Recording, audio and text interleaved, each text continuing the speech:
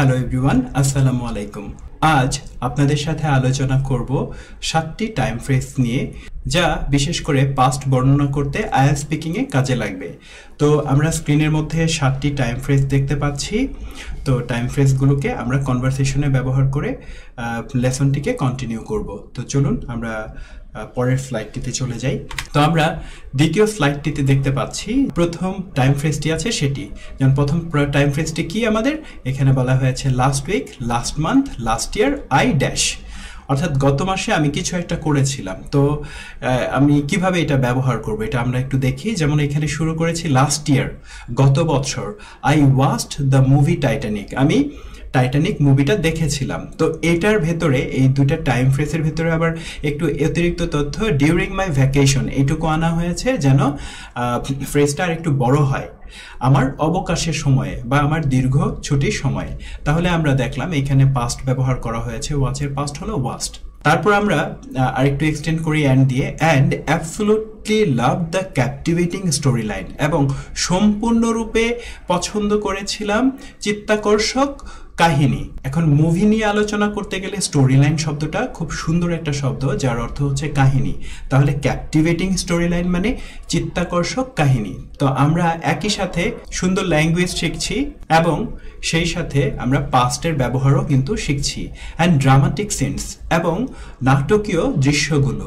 আচ্ছা, তো তার মানে আমরা লাস্ট ইয়ার দিয়ে বাক্যটাকে কন্টিনিউ করলাম। এবার আমরা একটু লাস্ট মান্থ দিয়ে করে দেখি। এখানে বলেছি last month I visited Cox's Bazar for the first time, গত মাসে আমি কক্সবাজার ভ্রমণ করেছিলাম প্রথমবারের মতো। অ্যান্ড দিয়ে আইডিয়াটাকে আরো এক্সটেন্ড করব। ভিজিটেড শব্দটা পাস্ট, ওয়াজ মেসমেরাইজড এটাও পাস্ট। এখন এরপর অংশটা আমরা কন্টিনিউ করছি।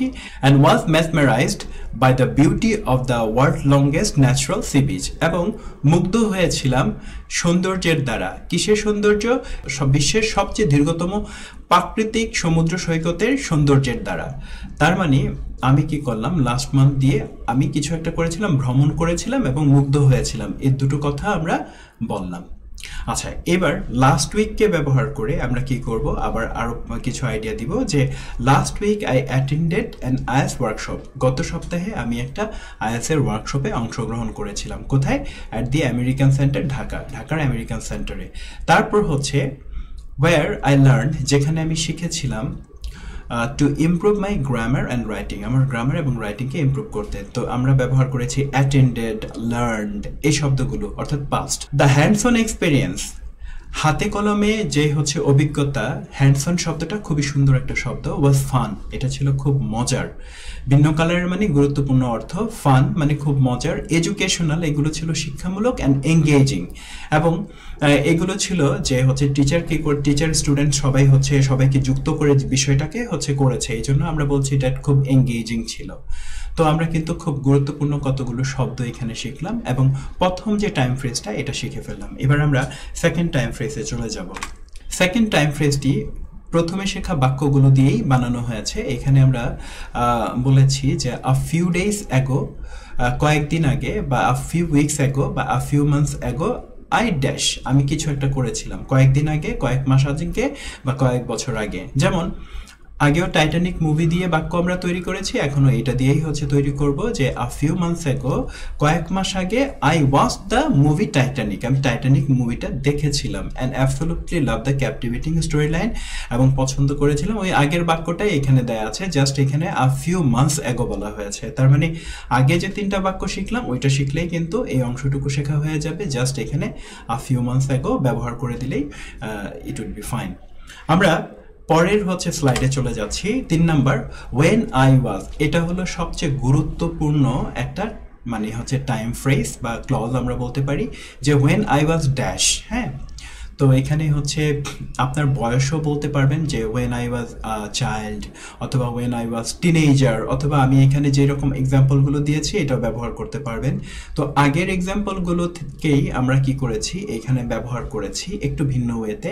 তো প্রথম বাক্যটা হলো when I was on vacation last year, গত বছর আমি যখন অবকাশে বা দীর্ঘ ছুটিতে ছিলাম। আচ্ছা, এটা বলে তাহলে প্রথম অংশটা বলার পর একটা কমা দিতে হয় ওয়েন দিয়ে বাক্য তৈরি করতে গেলে। তারপর আমি বলেছি I watched the movie Titanic, আমি টাইটানিক মুভিটা দেখেছিলাম। আচ্ছা ঠিক আছে। অ্যান্ড অ্যাবসলিউটলি লাভড, এবং হচ্ছে সম্পূর্ণরূপে পছন্দ করেছিলাম the captivating story line and dramatic scenes. আগের বাক্যটাকেই এখানে ব্যবহার করা হলো ওয়েন দিয়ে। তাহলে ওয়েন দিয়ে বাক্য তৈরি করতে গেলে আমার দুইটা পার্ট লাগবে অ্যাটলিস্ট। একটা পার্টে আমি যখন কোনো একটা কিছু করেছিলাম তখন আমার কোনো একটা কিছু হয়েছিল। আচ্ছা, ওয়েন আই ওয়াজ, এটা দিয়ে আমরা আরো বাক্য তৈরি করছি। When I was visiting Cox's Bazar last year, গত বছর যখন আমি কক্সবাজার ভ্রমণ করছিলাম। আই ওয়াজ ভিজিটিং মানে আমি ভ্রমণ করছিলাম। আচ্ছা, আই ওয়াজ ম্যাসমেরাইজড, আমি তখন মুগ্ধ ছিলাম। আচ্ছা, আমি ছিলাম মুগ্ধ। কিভাবে মুগ্ধ ছিলাম? ওই যে আগের কথাগুলোই এখানে বলা হয়েছে। আচ্ছা, ওয়েনকে দিয়ে আরো একটা বাক্য আমরা বলেছি এখানে, when I was at the American centre Dhaka, গত সপ্তাহে যখন আমি আমেরিকান সেন্টার ঢাকাতে ছিলাম। I attended an IELTS workshop. তো প্রথমে যে তিনটা বাক্য আপনি শিখেছেন তাই এইখানে আলাদা করে আবারও ব্যবহার করা হলো। তাহলে ওয়েন আই ওয়াজ দিয়ে একটা লাইন বলে তারপর এটার সাথে আপনি আরো একটা লাইন যুক্ত করবেন। তো এখন পর্যন্ত আমরা যে তিনটা টাইম ফ্রেজ শিখলাম, তিনটা টাইম ফ্রেজেই কিন্তু প্রথম শেখা তিনটা বাক্য দিয়ে আমরা এখানে বাক্যগুলো তৈরি করেছি। আপনি চাইলে এগুলোকে অন্য সিচুয়েশনেও ব্যবহার করতে পারবেন। তো আমরা নেক্সট স্লাইডে চলে যাই একটু। নেক্সট স্লাইডে হচ্ছে আমরা খুব গুরুত্বপূর্ণ দুইটা কম্বিনেশন আমরা দেখতে পাচ্ছি। In my childhood I use to dash, আমার শৈশবে আমি ড্যাশ করতাম। আমরা জানি যে ইউজ টু শব্দটা তখনই ব্যবহার করতে হয় যখন কোনো কাজ আগে করতাম এখন করি না। তাহলে অতীত বলার ক্ষেত্রে ডেফিনেটলি আমরা চেষ্টা করব ইউজ টু শব্দটাকে ব্যবহার করার জন্য। আচ্ছা, তাহলে আমরা বাক্য একটু দেখি। এখানে বলেছি ইন মাই চাইল্ডহুড, আমার শৈশবে। I use to spend hours, আমি সময় অতিবাহিত করতাম।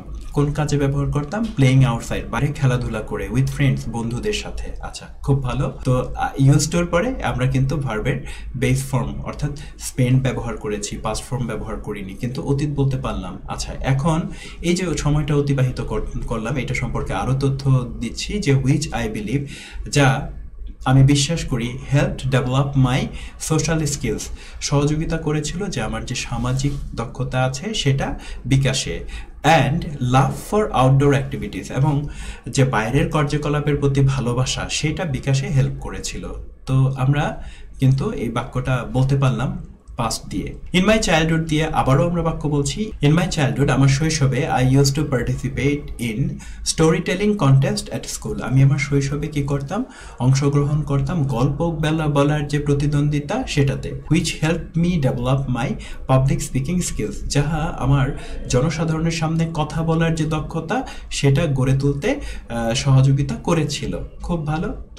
তাহলে ইন মাই চাইল্ডহুড দিয়ে আই ইউজ টু এইটা বলতে পারি। এখানে বলতে পারতাম in my childhood I use to participate, এটা বলতে পারতাম। কিন্তু আপনি চাইলে একটু ভেরিয়েশনও আনতে পারেন। আপনি বলতে পারেন যে in my childhood I remember, এটা দিয়ে বাক্যটা শুরু করতে পারেন। তাহলে আমি বলছি in my childhood I remember participating in story telling contest at school, আমার শৈশবে আমি গল্প বলার প্রতিযোগিতায় গ্রহণের কথা মনে করি। তার মানে হচ্ছে আই রিমেম্বার মানে আমি মনে করি। তো প্রথম অংশটা হচ্ছে প্রেজেন্ট দিয়ে, এরপর অংশটা বলছি হুইচ হেল্পড, যেটা সহযোগিতা করেছিল মি ডেভেলপ মাই পাবলিক স্পিকিং স্কিলস, যেটা আমার পাবলিক স্পিকিং এর স্কিলসটা গড়ে তুলেছিল বা জনসাধারণের সামনে কথা বলার স্কিলটা গড়ে তুলেছিল। তাহলে ইন মাই চাইল্ডহুড দিয়ে আমি 3টি এক্সাম্পল দিয়েছি। আপনি কমপক্ষে একটা এক্সাম্পল শিখলে আপনার জন্য এটা অনেক ভালো হবে। আমরা চলে যাচ্ছি আরো একটু সামনে। খুব সুন্দর কথা হচ্ছে back in the day. Back in the day মানে আগের দিনে আপনি কি করতে পছন্দ করতেন, এটা আপনি শিখবেন এখন। যেমন এখানে আমি বলেছি ব্যাক ইন দ্য ডে, আগের দিনে উই ডিডন্ট হ্যাভ স্মার্টফোন, আমাদের স্মার্টফোন ছিল না। সো তাই we relied on landlines to communicate, আমরা যোগাযোগের জন্য ল্যান্ডলাইনের উপর নির্ভর করতাম। ব্যাক ইন দ্য ডে এই শব্দটা অতীত বলার জন্য ভালো একটা টাইম ফ্রেজ। আপনি ব্যাক ইন দ্য ডে দিয়ে আপনি আগের দিনে কি করতেন বা কি ব্যবহার করতেন বা কোন কাজ করতেন বা কোন ফ্যাসিলিটিসটা ছিল এইগুলো কিন্তু বলতে পারবেন। আচ্ছা, আরেকটা টাইম ফ্রেজ হলো প্রিভিয়াসলি। প্রিভিয়াসলি মানে আগে আমি এটা করতাম, এখন আমি এটা করি। আচ্ছা, তাহলে বাক্যটা দেখি। আর আপনি এটাকে একটু ভেরিয়েশন এনে বলতে পারেন previously I had the opportunity to, আগে আমার সুবিধা ছিল, কোনো একটা কিছু করার সুবিধা ছিল। কিসের সুবিধা ছিল এটা বলতে পারেন। তার মানে দুইটা ভেরিয়েশন আপনি এখানে ব্যবহার করতে পারেন। তো আমি প্রথম ভেরিয়েশনটা দিয়ে এক্সাম্পল দিয়েছি আপনার যদি দ্বিতীয় ভেরিয়েশনের জন্য এক্সাম্পল দরকার হয় কমেন্ট করলে আমি হচ্ছে আপনার জন্য দরকার হলে একটা দুইটা সেন্টেন্স লিখে কমেন্ট করে দিব। প্রিভিয়াসলি আগে I work as a volunteer, আমি হচ্ছে ভলান্টিয়ার হিসেবে কাজ করেছিলাম in a local community centre, একটা স্থানীয় যে হচ্ছে কমিউনিটি সেন্টার সেইখানে ভলান্টিয়ার বা স্বেচ্ছাসেবক হিসেবে কাজ করেছিলাম। আচ্ছা, হুইচ ওয়াজ ফুলফিলিং এক্সপিরিয়েন্স, যা ছিল একটি পরিপূর্ণ অভিজ্ঞতা। ফুলফিলিং মানে সন্তোষজনক বা পরিপূর্ণ বা হচ্ছে আত্মতুষ্টি দেয় এরকম জিনিস। তাহলে আপনি এই গুড লাইনটা কিন্তু ব্যবহার করতে পারেন কোনো কিছুতে। আ ফুলফিলিং এক্সপিরিয়েন্স, খুবই সুন্দর একটা গুচ্ছ, আ ফুলফিলিং এক্সপিরিয়েন্স। আচ্ছা, তারপর আমরা হচ্ছে শিখবো during my school years I dash, অর্থাৎ আমার স্কুলের বছরগুলোতে আমি কোনো একটা কিছু করতাম। তো বাক্যটা বলছি, ডিউরিং মাই স্কুল ইয়ার্স, আমার স্কুলের বছরগুলোতে I participated in various extra curricular activities, আমি নানা ধরনের পাঠ্যক্রম বহির্ভূত কার্যকলাপে অংশগ্রহণ করেছিলাম। তাহলে ডিউরিং মাই স্কুল ইয়ার্স, আমার স্কুল ইয়ার্সে আমি কিছু একটা করেছিলাম, এটা কিন্তু আমরা বলতে পারবো। তো ডিয়ার লার্নার্স, আমরা এখন 7টা ফ্রেজ কিন্তু শিখলাম। এই 7টা ফ্রেজ আবারও হচ্ছে আপনাদেরকে একটু দেখিয়ে দিচ্ছি। 7 নম্বর ফ্রেজটা হলো during my school years I, তারপরে হচ্ছে 6 নম্বর ফ্রেজটা হলো প্রিভিয়াসলি আই, 5 নম্বর ফ্রেজটা হলো back in the day I অথবা উই। আচ্ছা, আরেকটা ফ্রেজ হলো in my childhood I use to, আচ্ছা, অথবা in my childhood I remember. তারপর আমরা শিখলাম ওয়েন আই ওয়াজ ড্যাশ। তো 2 নাম্বারটা আমরা দেখতে পাচ্ছি আ ফিউ ডেজ এগো বা ফিউ মান্থস এগো, এবং হচ্ছে প্রথমটা ছিল লাস্ট উইক বা লাস্ট মান্থ। আর 7টা টাইম ফ্রেজকে একসাথে আমরা এখানে দেখতে পেলাম। তো অতীত নিয়ে কথা বলতে যে স্টুডেন্টদের সমস্যা হচ্ছে, তারা যদি এই 7টা শিখে ফেলে এবং এটার সাথে দরকারি যে শব্দগুচ্ছগুলো যদি শিখে ফেলে, তাহলে কিন্তু অতীত নিয়ে কথা বলা আপনার জন্য সহজ হয়ে যাবে। আপনি আইএলটিএস এর প্রিপারেশন নিচ্ছেন কিন্তু প্রতিনিয়ত নতুন নতুন স্কিলস আপনার বাড়াচ্ছেন না, সেটা কিন্তু আপনাকে ক্ষতিগ্রস্ত করবে। আর খুব শীঘ্রই এই লেকচারটার পরপরই আমরা হচ্ছে প্রেজেন্ট নিয়ে এবং ফিউচার নিয়ে কথা বলতে শেখাবো। আর প্রেজেন্ট পাস্ট ফিউচার যখন শেষ হয়ে যাবে তখন আপনাদেরকে একটা মেথড শেখাবো যেটাকে বলা হয় PPF method, present past future method. অর্থাৎ একটা সিচুয়েশন নিয়ে আপনি প্রেজেন্টে কথা বলবেন, পাস্টে কথা বলবেন এবং ফিউচারে কথা বলবেন। তাই এই লেকচারটি শেষ করে ফেলুন। তো আজকের লেসনটি উপভোগ করার জন্য সবাইকে শুভকামনা জানিয়ে আজকের লেসনটি এখানেই শেষ করছি। ধন্যবাদ সবাইকে।